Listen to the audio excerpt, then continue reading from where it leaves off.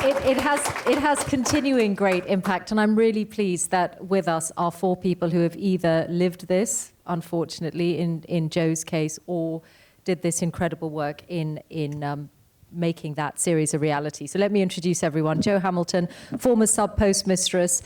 These were very much her real life. She ran a post office in Hampshire. She was initially wrongly accused of stealing and ended up having to plead guilty as part of a plea bargain to false accounting, and she was played in the drama by Monica Dolan. Natasha Bondi was one of the executive producers on the series. Her background was in factual programming at Little Gem TV. She took the idea to Patrick Spence, drama producer at ITV Studios, ended up also being an executive producer on the series, and Polly Hill is the head of drama at ITV. So welcome to you all. I want to get the story of how the series happened, first of all, actually in a moment. But Jo, I was watching you watch the clip, and I thought I have to start with you, because it feels like, despite all the things that have happened since, it feels like it's still hard for you to watch those scenes. Yeah, I can't believe what's happened, actually. Since the drama came out, and that you watch all our journey through the story, and then when you see Ellen at the end saying, yeah, we've got the truth out there, but it's taken such a long time. And if you look at clips of me when I was filmed in 2008 in my shop, I had dark hair, I was like 20 years younger, and it's just taken decades. Because still of the fighting, drama, actually. we're still fighting for compensation for the group that have been fighting for so many years. 400 of them still haven't been paid. Let's then get the story of how this came about. So, Natasha, it starts with you. It was a story, I mean, I would say from a news perspective, reasonably well covered, but what made you think that it could and should be a drama? I didn't know about it, but I was at home and I read a piece in the Sunday Times magazine written by a journalist called Katie Glass, and it was just the most unbelievable story. I couldn't believe I didn't know about it. I couldn't believe what had happened to innocent people being accused of things they hadn't done. Everybody's worst nightmare, isn't it, to be accused of something you haven't done? And it just struck me that it was sort of screaming out to be a drama. It's not something you can't get that moment of Monica playing Jo and seeing that figure double in front of your eyes. That because your work was not in drama. I know it's weird, and it hasn't happened very often, but it just seemed like it had to be a drama rather than a factual piece. Okay. Because you were definitely onto something there, but it's interesting that you came to that conclusion from your background. But you then went to Patrick, or somehow got to Patrick. We knew that as a factual company, it was extremely unlikely that we would be commissioned to make a 4-part drama. So knew we had to find a co-producer, a drama co-producer. Somebody has suggested Patrick, and he is a brilliant drama producer who's made some of the most recognised, brilliant shows that this room will have seen. And one particular film he made with Toby Jones, actually, called Marvellous, was so moving, and it was a factual film. And anyway, yes, we gave him a ring, and I always say this because I think it's really important with ideas that we were a small company. He'd never heard of me, and he said, yes, I'll take the call. I'll listen to this story, and I think that's really important in a situation like this where we're talking about ideas and creativity, because a lot of big producers probably wouldn't have taken that call. So be really honest, Patrick. What did you think, first of all? Did Natasha have to do a really hard sell? No. She wrote a brilliant pitch, which was the true story. And I was vaguely aware, I'm so ashamed of this, by the way, but I was vaguely aware of the story, but I hadn't read about it. I was one of so many people who'd passed it over, seen the headline, moved on. Very hard to say that in front of Jo. And so part of my shame was reading the pitch, and my first response was, you've made this up, right? This can't be real. And then I went online and started to see how much had been written about it, and realised it was true. And then the the very obvious truth became clear, which was that that is the perfect situation for a drama. That there is a story that is ready to be told, which for some reason isn't hitting home, and where drama can bring to life, in this specific example, was the suffering of the sub-postmasters. So do you then develop it into, well, how far do you develop it? Do you get to a script? At what stage does it, in what form does it get to you, Polly, as the commissioner? Shall I? Yeah. I pitched. I went straight upstairs. I was at ITV Oh, it Studios. literally is upstairs. Literally, Same building. walked upstairs and said to Where the Polly, power is. I've got something, and talked her through the true story. And Polly commissioned a script straight away. And Sorry, there wasn't a script, actually, there was at that no. stage. It was just a conversation never with is. Natasha. I see. So you're saying, go away, I've got the money to I write the have a script. development pot of money to spend on developing shows for ITV. So that's normal that he would pitch an idea. And we then went away to do. Natasha had done a lot of research, but together, Natasha, me, and my team went and did another year's worth of research. A book, a 130,000 word book, was written based on interviews that we went away and did, based on the people that Natasha had already built trust with and formed relationships with. And we were just starting the script process maybe a year later when the Court of Appeals happened, and a lot of other producers started to realise there was a story. And I phoned up Polly and I said, I think I could lose this because I can't buy 700 people's life rights. I can't. And other people were pitching the idea to me, and I knew we were developing it. So it's sudden. I think the podcast. The The podcast had hadn't just come out. I think that had just come out, and that was also Not when I first. not when you No. pitched it. No, we're talking about when The radio, other people. The I think Radio that 4 came out. podcast. Yeah. The Sorry? Radio 4 podcast. Yeah, and I think that Nick suddenly Wallace. made a lot of producers think there's something in this, and then but we'd been developing it for a long time. And Nick before Wallace that. was one of our consultants. He was a key part of our understanding of the story. So I phoned up Polly and I said, we're not ready to give you the script, but we're about to lose it. So Polly greenlit it. Okay. First time in my career without a script. That's less usual. She, But I just was like, we've been working on this. I knew we'd been working on this for so long, and Gwyn, obviously, on a true story, Gwyneth so she's Hughes the writer. is the writer. You can't start writing the show until you've met everybody and you've gone through all the documents. They gave her a huge document, didn't they? Yeah. And then she wanted to meet everybody and work out how she was going to condense. How she was going to condense this huge story into 4 hours. Polly, you must have been pretty pleased with yourself to have been ahead of the mark at that point. I don't know. I don't think, no. Well, because when other people are trying to buy... No, but the that fact you've sounds done like I somehow the fact that you've patted done the myself on the development work, so you're in a position to move forward. I would say it took huge courage. I think she is allowed to feel very pleased with herself now, but I think what she did then was incredibly brave.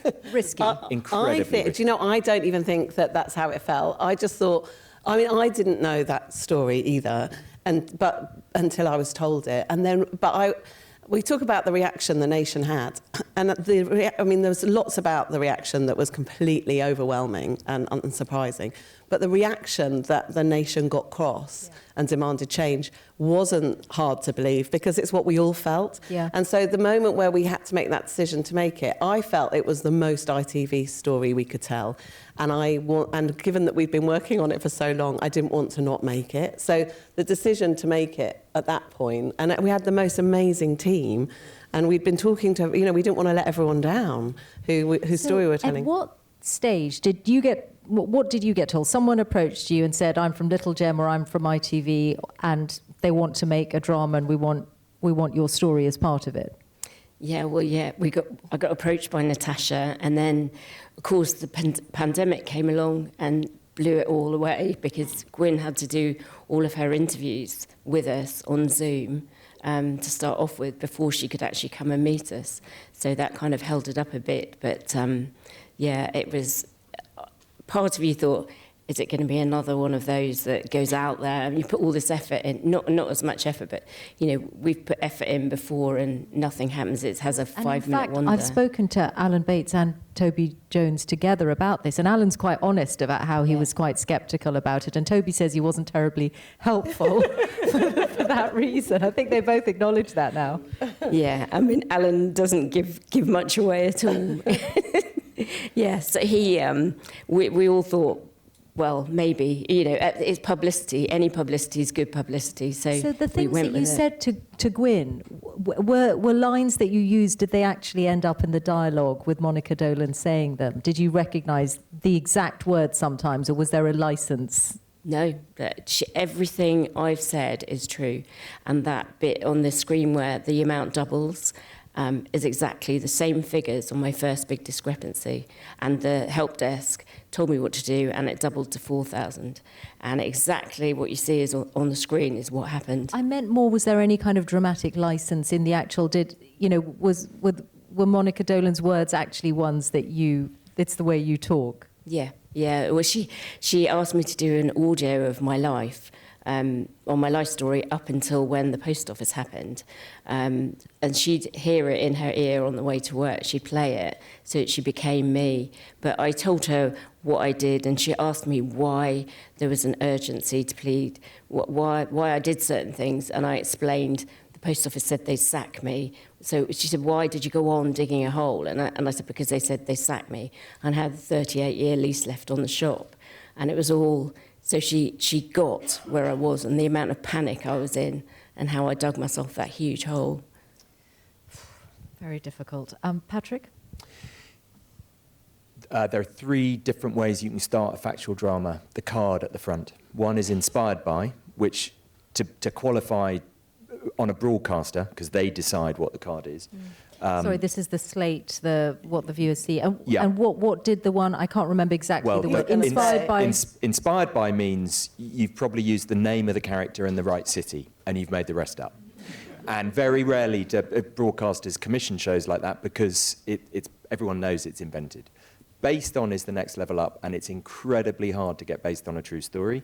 You have to go through a very rigorous compliance process where you have to stand up every scene. You have to prove that where you have invented stuff, it is in the spirit of the true story. And then the gold standard is this is a true story. And very few dramas get to do that.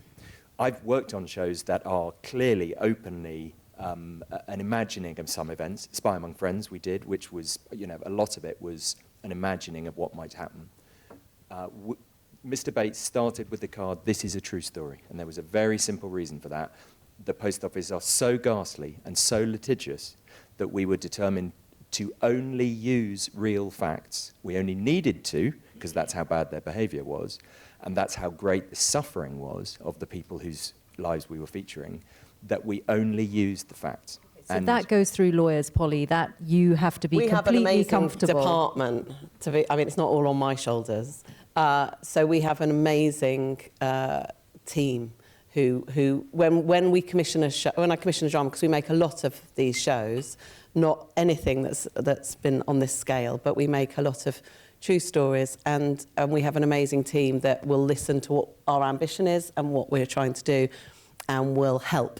Actually, they don't hinder. They're there to help you realise what you want to do, and they're really, really amazing. To the extent, can I say one more thing? Because I think this is brilliant.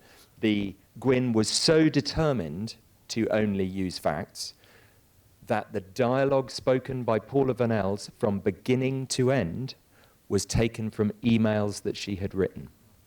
If you ever needed evidence of what a great actor Leah Williams is, she had to turn written emails by Paula herself into apparently free-flowing dialogue. Yeah. So when Paula Vanel's opens her mouth, she wrote it as an email. Because we didn't want the post office to have any excuse to say, this isn't fair, this isn't true.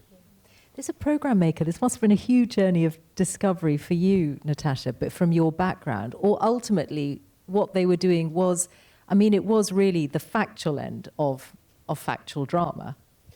It was very exciting. So much more money. More glamorous than So ducks. much more glamorous. So lovely to meet all of those lovely, lovely actors.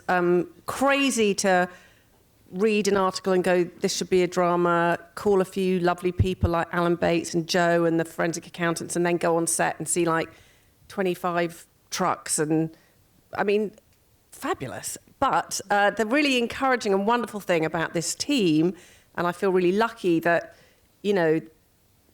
Patrick took it on and that we had such a brilliant writer and that Polly commissioned it, and is that the whole project from the very beginning, from the very first second, was so dedicated to the truth and to be factual and to... I mean, the work that Joe Williams and Imi did, the team that did this incredible sort of thesis, was... Sorry, they are... Joe is an executive Script producer and script editor, but it was so thorough and so robust, and there was nothing that wasn't included, and there wasn't anything that wasn't triple checked. So it was so faithful to the facts that, as a factual producer, it was really wonderful to see it all, see the process. It was a really special show to make because it was also had loads of challenges, and there was only got through because everyone, all of us, in all of our different roles, were determined the show was going to get made. So the major challenge was Financial. Right.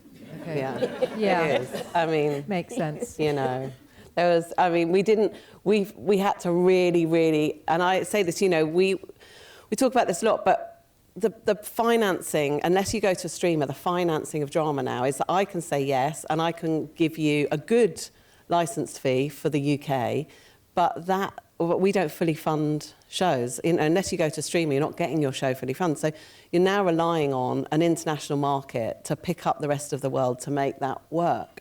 And that's hard with these four-parters and these true stories. So, you know, we all found a way through it, but it wasn't easy. And I don't think it can be sold around the replicated. world. Well, yeah, but that's the different. We had to know what money we had up front. Yeah. And that's a different department to me, just to Yeah. be clear. So I commission it for ITV1 broadcast, and then ITV Studios is a separate department. Joe, did you see a cut before New Year's Day? It was New Year's Day, wasn't it? That it went out to the nation? Or did you see it like everyone else? No. No, We wouldn't have done that. Yeah. We went to the BAFTA building and we watched all 4 episodes over a day. It was lovely. As a group with Alan? Yeah, Everyone. Alan went. Everyone. Yeah, everyone that was in it went. Alongside And, the press. And the press. And the we press. Just, we took, yeah. What was that like? Well, I was blown away. I seen a little sizzler clip like that one there. And I thought, wow, this is amazing. But when you saw it all together, it was really...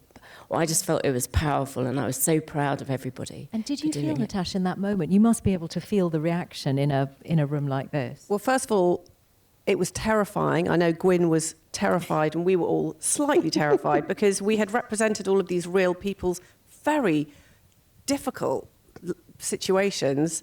And so that was, I mean, there was a lot of suspense.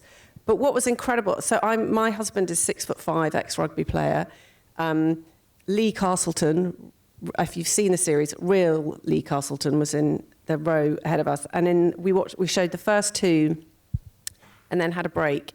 And after the second episode's finished, I hadn't noticed it at the time, but my husband stood up and he was soaking wet, like Gazza in that crisp commercial. He had just sobbed. And Lee Castleton was in front of him. They'd never met before. And Lee was sobbing. And my husband and Lee, who'd never met, were both crying in each other's arms. And it was a really sort of, I mean, I don't know, I thought, gosh, this must be quite good then. Was it the first... well, for your husband, was it the first time he really sort of got what you'd been working on? He'd heard me banging on about this for 3 years, and this thing and that thing, and this has happened, we've had this meeting, we might have got Toby Jones, oh, that's nice. You know, and then he watched it, and it was like, oh, he got it. Yeah. I really meant it when I said it's a reality check for journalists, because it really made me realise, I mean, Radio 4, Panorama, Radio 4 more broadly, Today programme as well, we've covered this for years.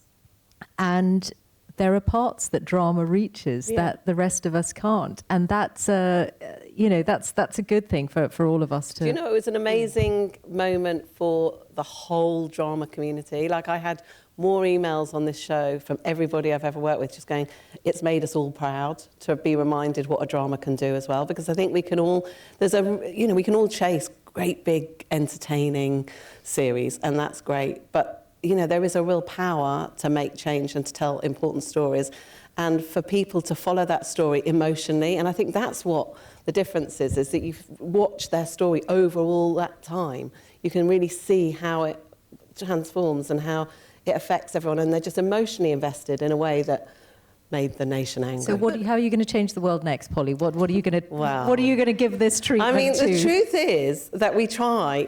This isn't the first, and we do them. And the truth is that most of the time you're making big entertaining series, and then you're going, but we also have to do things that are really important, and they tend to not rate as well. So what's really incredible, and I'm not saying that this suddenly is going to mean that everything that we do that, you know, has a really important message is going to suddenly have a Mr. Bates effect, because I think it is a one-off in that kind of the way that it just transformed, the nation got behind it and transformed it. So I'm not sort of stupid and thinking that it's all going to change, but I think it just reminds you that there is an audience for these sorts of shows, that people do want serious shows, as long as they're told in a way that welcomes people. Now, I think the way that James made it was an amazing team. Do you know what I mean? It was just beautifully done, and it just reminds you that people will come to important stories, and that This may be a one-off, but surely its success will make programme makers, commissioners, audiences think differently about the genre as a yeah, I mean, I'm saying whole. I don't think that I think we've been doing, and we've got more. I mean, there's a show that I'm making that I can't talk about because we haven't announced it with Patrick, that is incredible and really important. So it's not. I feel like we have been doing it, maybe less noticed until Mr. Bates. All I'm saying is I think it gives you validation that the audience are there. But I'm just saying, I'm not saying that they're always going to be there at 15 million, because... Can I say something about journalism as well, though? Because I think there was a bit of sort of weird, like, it took an ITV drama, and it's brilliant that happened, but it wouldn't have happened without the journalism. You know, Joe's story was picked up in the local paper, Computer Weekly got hold of it. If it hadn't been for... You know, it was somebody at Computer Weekly who I got in touch with, who introduced me to Alan, Private Eye. I mean, I read that article, like...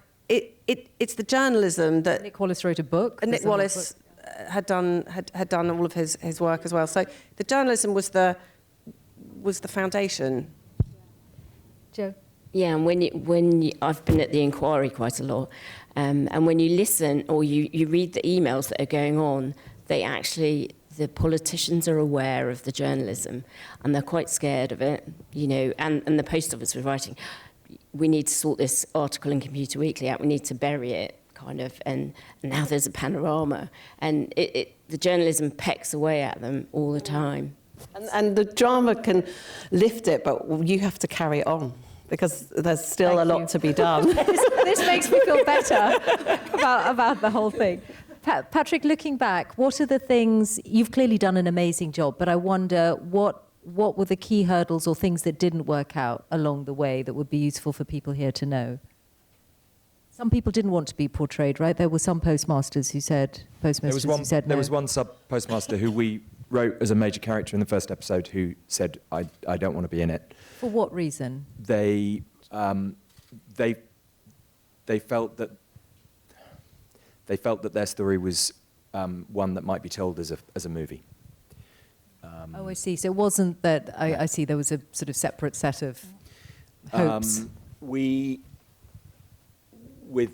3 months to go before filming started, the financing nearly fell apart, so we all had to defer our fees and ask the cast to do it for, in some cases, a fifth of what they would normally get. So that was the biggest challenge. And they did. Every single one of them. They were told, this is an offer to be in this show. Everyone is on the same. There is no negotiating. If you don't want to do it, if this is insulting, don't read the script. But everyone will be on the same. And everyone said, where do I sign? It's very moving. It was a very moving read-through as a result of that, because not only were you all there, which was really moving, then all the actors had come on that basis. There was just a real sense of, we're here because we want to try and help give a platform to this story. Sorry, you were there at the read-through, Joe? Yes, yeah. I've been on the journey. Whatever happens, I'm there. So I was there, and it is. Well, I didn't actually know that was going on either, with a fifth of the fee. But you know, people are lovely. I think there's more good people than bad people in the world. I mean, most of the actors were saying to me, because I was going around thinking, thank you so much. And they were saying, this is why we became actors. It's these sorts of shows that we want to do. So there's like this huge sense of common purpose, and that's probably also Yeah. extends to the crew, and Yeah. everyone probably feels they're part of something that is I think important. that's true. I'm looking at you, but I think that's Yeah. Yeah, definitely.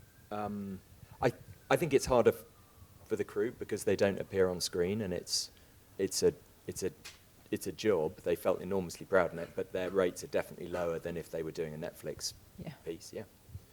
But our stated intent was only that the sub-postmasters would finally feel heard. And so every decision we made was about trying to get the biggest possible audience. It's why we went to Polly, why we wanted it on the nation's biggest platform, if you will, and why we went to those actors and said, we can't possibly afford you, but if we all do it together, then maybe when people watch the trailer, they'll go, oh, wow, they're in it, and they're in it, and wow, I don't know this story, but if all of those actors are in it, maybe it's worth a go. Has it been So that was the whole. Yeah. James Strong, the director, approached every scene with the question: how can I get people to kind of engage in this moment in the most emotional way? Are you going to do more drama, Natasha? We'll see. I feel like you maybe have got a taste for the Winnebagos. I do like the trucks. They're very good. Yeah. And finally, Joe, life-changing for you in the attention, but does it mean that, I know your journey's not over and this has affected your life in ways you'll never get back, but do people stop you in the street? Is there a different level of recognition? Yes, I literally can't go anywhere without people stop me and they say, keep going, keep going. Even just people passing on the street, they go, good on you, keep going. And this morning I had a coffee over near Waterloo and this lady came and talked to me for about 20 minutes. I kept looking at my watch and she said, you're my hero, you're my hero. And then they start talking about everything that's wrong with the country and everything. Pull up a chair. It's not just what the programme makers are going to do next, it's probably what you guys are going to do next, what the Mr. Bates team is going to do next. Well, people keep saying, run for Parliament, but I mean, the trouble is you're only one person, aren't you? And I think Alan would run for the hills rather than run to Parliament. So, yeah. Are you tempted at all to think, what is the bigger role that I could play in public life? Or will you, because you're a different person now. Yeah, I am, and I'm not scared of anything anymore. I've gone from that little mouse to, I really am not scared of anything. But I'm thinking about it. I'm thinking how you could do something that would change things, but it's a big job at the moment. So I think we're in a kind of watch this space. Polly and Patrick have got something they can't talk about. Natasha's got all kinds of things she's interested in. Jo, we're kind of hoping she runs for Parliament or else. Thank you so much. It's been brilliant to be able to get this insight from you all, and thank you for what you've done together and for helping us start the day in this way. Thank you so much. Thanks a lot.